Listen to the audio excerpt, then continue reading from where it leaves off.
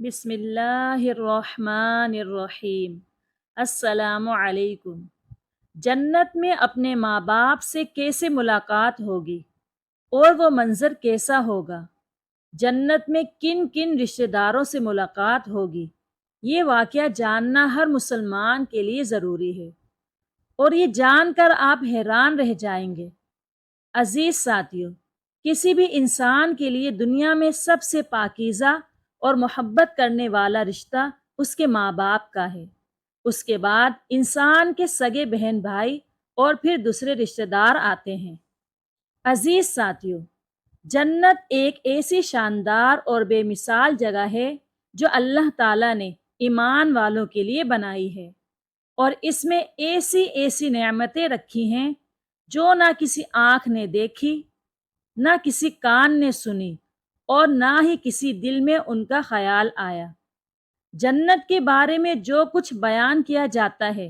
وہ صرف سمجھانے کے لیے ہوتا ہے، ورنہ دنیا کی اعلیٰ ترین چیز بھی جنت کی کسی نعمت کا کوئی مقابلہ نہیں کر سکتی۔ لیکن اب سوال یہ ہے کہ انسان کی نہ ختم ہونے والی زندگی میں بھی ہمارے یہ اہم اور پاکیزہ رشتے کیا ہمارے ساتھ ہوں گے، یعنی جنت میں؟ یہ سوال اکثر ہمارے ذہنوں میں آتا ہے، اور دنیا میں ہمارا سب سے عظیم رشتہ ہماری ماں ہے، تو کیا والدین بھی ہمارے ساتھ جنت میں ہوں گے یا نہیں؟ ان سوالوں کے جوابات احادیث کی روشنی میں آج کی اس ویڈیو میں ہم آپ کو بتائیں گے۔ عزیز ساتھیو، جب بھی کسی انسان کی مرنے کے بعد اس کی روح علیین پہنچتی ہے تو وہاں پر موجود روحیں اس سے ملنے آتی ہیں اور دنیا میں اپنے رشتہ داروں کے بارے میں معلوم کرتی ہیں۔ اس طرح جب بھی کوئی انسان مرنے کے بعد علیین میں پہنچتا ہے تو اس کے رشتہ دار اس سے ایسے ملتے ہیں جیسے کسی دور دراز آنے والے مسافر سے ملاقات کی جاتی ہے، اور دونوں مل کر بہت خوش ہوتے ہیں۔ ارشاد باری تعالیٰ ہے، اے میرے بندو، آج تم پر نہ کوئی خوف طاری ہوگا اور نہ ہی تم غمگین ہوگے، میرے وہ بندے جو ہماری آیتوں پر ایمان لائے تھے اور فرما بردار رہے۔ تم اور تمہاری بیویاں خوشی کے ساتھ اور چمکتے چہروں کے ساتھ جنت میں داخل ہو جاؤ۔ ان کے آگے سونے کے پیالے اور گلاس گردش میں لائے جائیں گے، اور اس جنت میں ہر وہ چیز ہوگی جس کی ان کے دلوں میں خواہش ہوگی اور جس کی ان کی آنکھوں کو لذت حاصل ہوگی۔ ان سے کہا جائے گا کہ اس جنت میں تم ہمیشہ رہو گے، اور ہر وہ چیز مہیا کی جائے گی جس کو وہ چاہیں گے۔ حضرت ابو ہریرہ رضی اللہ تعالی عنہ سے روایت ہے کہ رسول کریم صلی اللہ علیہ وآلہ وسلم نے ارشاد فرمایا کہ جس وقت کوئی مومن بندہ مرنے کے قریب ہوتا ہے تو رحمت کے فرشتے سفید ریشمی کپڑا لے کر آتے ہیں اور روح سے کہتے ہیں کہ تو نکل جا، تو اللہ سے رضامند ہے اور اللہ تجھ سے رضامند ہے،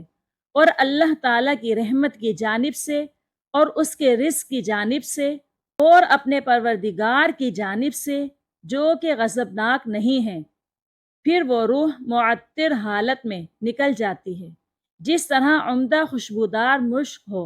اور فرشتے اسے ہاتھ پر اٹھائے ہوئے آسمان کے دروازے پر لے جاتے ہیں۔ تو آسمان والے فرشتے کہتے ہیں، کیا عمدہ خوشبو ہے جو کہ زمین سے آئی ہے۔ پھر اس کو اہل ایمان کی ارواح کے پاس لے آتے ہیں، تو وہ ارواح بھی خوش ہوتی ہیں، اور وہ خوشی اس خوشی سے بھی زیادہ ہوتی ہے جو کسی بچھڑے ہوئے انسان کی آمد سے دوسرے انسان کو میسر ہوتی ہے۔ پھر وہ پہلے سے موجود مومنین نئے آنے والے سے دریافت کرتے ہیں کہ فلاں آدمی نے کیا کیا، اور فلاں آدمی کا رزق وہ دنیا میں چھوڑ کر آئے تھے، اب وہ کس طرح کے کاموں میں مشغول ہیں۔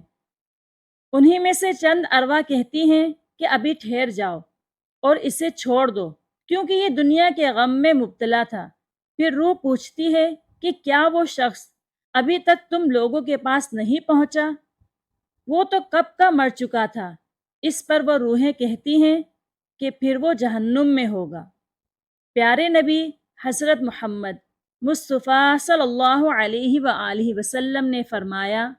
کہ تمہارے اعمال تمہارے ان رشتہ داروں اور خاندان والوں کے سامنے جب آخرت میں پیش کیے جاتے ہیں، اگر نیک اعمال ہوں تو وہ خوش ہوتے ہیں۔ کچھ روایات سے معلوم ہوتا ہے کہ جنت میں مختلف رشتہ دار ایک دوسرے کو پہچانتے ہوں گے اور ایک دوسرے سے ملتے جلتے رہیں گے، اور ان میں سے بعض کو ایک ساتھ رکھا جائے گا۔ قرآن پاک کی سورہ طور کی آیت نمبر 21 میں اللہ تعالیٰ کا فرمان ہے، اور جو لوگ ایمان لائے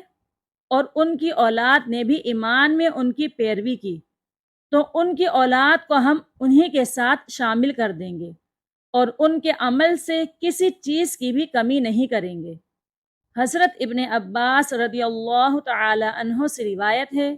بے شک اللہ تعالیٰ مومن کی آنکھوں کو ٹھنڈا کرنے کے لیے اس کی اولاد کو ان کے اصل مقام سے بلند کر کے اس کے پاس کے درجے میں پہنچا دیں گے، اگرچہ یہ اولاد اپنے اعمال کے اعتبار سے اس درجے تک نہ پہنچتی ہو۔ حضور نبی پاک صلی اللہ علیہ وآلہ وسلم نے ارشاد فرمایا، اور جو لوگ ایمان لائے اور ان کی اولاد نے بھی ایمان میں ان کی پیروی کی، اس سے معلوم ہوتا ہے کہ انسان کی اولاد کو اس کی خواہش کے مطابق اس کے ساتھ ہی رکھا جائے گا۔ اور جو لوگ جنت میں جائیں گے تو یقیناً یہ وہ لوگ ہوں گے جنہوں نے اس دنیا میں نیک اعمال کیے ہوں گے، جبکہ ایسے لوگ بھی ہوں گے جنہوں نے گناہ کیے ہوں گے لیکن اپنے گناہوں پر شرمندہ ہو کر اس دنیا میں ہی اللہ تعالیٰ سے معافی مانگ لی ہوگی اور صدقے دل سے توبہ استغفار کر لی ہوگی، تو اللہ تعالیٰ ان کو معاف فرما کر جنت میں داخل کر دے گا، جہاں اللہ تعالیٰ ان کی ہر خواہش پوری فرما دے گا۔ اور یقیناً اس کی خواہش میں سے ان کی یہی خواہش ہوگی کہ دنیا میں ان سے جو بھی گناہ سرزد ہو چکے ہوں گے یا جو بھی انہوں نے گناہ والے اعمال کیے ہیں، تو اللہ تعالیٰ انہیں ان کے اعمال بھلا دے گا، کیونکہ جنت امن اور سکون کی جگہ ہوگی، اور جہاں منفی خیالات اور غم و غصے کی کوئی گنجائش نہیں ہوگی، اور ہر مومن اور جنتی کے لیے ہر طرف خوشحالی ہی خوشحالی ہوگی، جیسے کہ سورہ بقرہ کی آیت نمبر 25 میں ارشاد باری تعالیٰ ہے، اور جو لوگ ایمان لائے اور نیک عمل کرتے رہے ان کو خوشخبری سنا دو، ان کے لیے جنت میں باغ ہوں گے جن میں نہریں بہہ رہی ہیں، جب انہیں ان میں سے میوے کھانے کے لیے دیے جائیں گے تو وہ کہیں گے کہ یہ تو وہی ہیں جو ہم کو پہلے بتایا گیا تھا، اور اسی جنت میں ان کے ساتھ ان کی پاک بیویاں ہوں گی، اور وہ اس جنت میں ہمیشہ ہمیشہ کے لیے رہیں گے۔ عزیز ساتھیو، ایک اور حدیث میں آتا ہے کہ رسول پاک صلی اللہ علیہ وآلہ وسلم نے فرمایا، جب اہل جنت جنت میں داخل ہوں گے اور ان میں سے کسی کو اپنے بھائیوں اور رشتہ داروں سے ملنے کی خواہش ہوگی تو اللہ تعالیٰ ان کا بستر اڑا کر ان کے بستروں کے برابر پہنچا دے گا، اور دونوں تکیہ لگا کر دنیا میں گزرے ہوئے دنوں کے بارے میں باتیں کرنے لگیں گے، اور ان میں سے ایک اپنے ساتھی سے کہے گا کہ اے فلاں، ہم نے فلاں دن فلاں جگہ اللہ تعالیٰ سے اپنی مغفرت کی دعا کی تھی، اور اللہ تعالیٰ نے ہمیں مغفرت کا پروانہ عطا فرما دیا تھا۔ نبی پاک صلی اللہ علیہ وآلہ وسلم کے مزاج مبارک کے بارے میں حدیث مبارکہ میں بیان کیا گیا ہے کہ آپ صلی اللہ علیہ وآلہ وسلم انتہائی شگفتہ مزاج تھے اور نرمی و محبت اور مسکرا کر بات کیا کرتے تھے، تاہم آپ صلی اللہ علیہ وآلہ وسلم کبھی ہنس بھی دیتے، مگر یہ اس وقت ہوتا جب آپ صلی اللہ علیہ وآلہ وسلم آخرت کے حالات بیان فرما رہے ہوتے تھے۔ امام عسقلانی رحمۃ اللہ علیہ فرماتے ہیں کہ آپ صلی اللہ علیہ وآلہ وسلم صرف آخرت کے امور پر ہنسا کرتے تھے، اور اگر کوئی معاملہ دنیا سے متعلق ہوتا تو آپ صلی اللہ علیہ وآلہ وسلم تبسم فرمایا کرتے تھے۔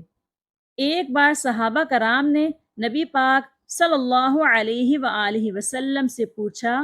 کہ جب روز محشر کسی کو جہنم سے نکال کر جنت میں بھیجا جائے گا تو اس کی حالت کیا ہوگی؟ اس پر آپ صلی اللہ علیہ وآلہ وسلم نے ہنس کر اس واقعے کا احوال بیان کیا۔ بخاری شریف اور مسلم شریف میں یہ متفقہ علیہ حدیث مبارکہ یوں بیان کی گئی ہے۔ حضرت عبداللہ بن مسعود رضی اللہ تعالی عنہ سے روایت ہے کہ حضور نبی پاک صلی اللہ علیہ وآلہ وسلم نے فرمایا کہ مجھے اچھی طرح معلوم ہے کہ سب سے آخر میں جہنم سے کون نکالا جائے گا یا سب سے آخر میں جنت کے اندر کون داخل ہوگا، اور یہ آدمی اپنے جسم کو گھسیٹتا ہوا جہنم سے باہر نکالے گا۔ چنانچہ اللہ تعالیٰ اس سے فرمائے گا کہ جا تو جنت میں داخل ہو جا۔ جب یہ شخص جنت میں داخل ہوگا تو اسے گمان گزرے گا کہ شاید یہ بھری ہوئی ہے، چنانچہ وہ واپس لوٹ کر بارگاہ الہی میں عرض کرے گا کہ اے رب وہ تو بھری ہوئی ہے۔ پس اللہ تعالیٰ اس سے فرمائے گا جا جنت میں چلا جا، اور اللہ تعالیٰ اس کے لیے آسانی فرمائے گا اور وہ جنت میں داخل ہو جائے گا، اور اللہ تعالیٰ اس سے فرمائے گا کہ تیرے لیے جنت میں دنیا کے برابر بلکہ اس سے 10 گنا زیادہ حصہ ہے۔ حضرت عبداللہ بن مسعود رضی اللہ تعالی عنہ بیان کرتے ہیں کہ میں نے دیکھا کہ نبی کریم صلی اللہ علیہ وآلہ وسلم ہنس پڑے، یہاں تک کہ آپ صلی اللہ علیہ وآلہ وسلم کے دندان مبارک نظر آنے لگے۔ آپ صلی اللہ علیہ وآلہ وسلم نے فرمایا کہ یہ اہل جنت کے سب سے کم درجے والے شخص کا حال ہے۔ ان احادیث کی روشنی سے معلوم ہوا کہ اللہ تعالیٰ ہر چیز پر قادر ہے۔ اللہ تعالیٰ ہمیں بھی اس دنیا کی آزمائش میں کامیابی عطا فرما کر جنت میں داخل فرما، اور ہمارا خاتمہ بالخیر عطا فرما، آمین یا رب العالمین۔ اگر آپ کو یہ ویڈیو پسند آئی ہے تو ویڈیو کو لائک اور شیئر کیجیے۔ اگر آپ چینل پر نیو ہیں تو چینل کو سبسکرائب کیجیے۔ شکریہ۔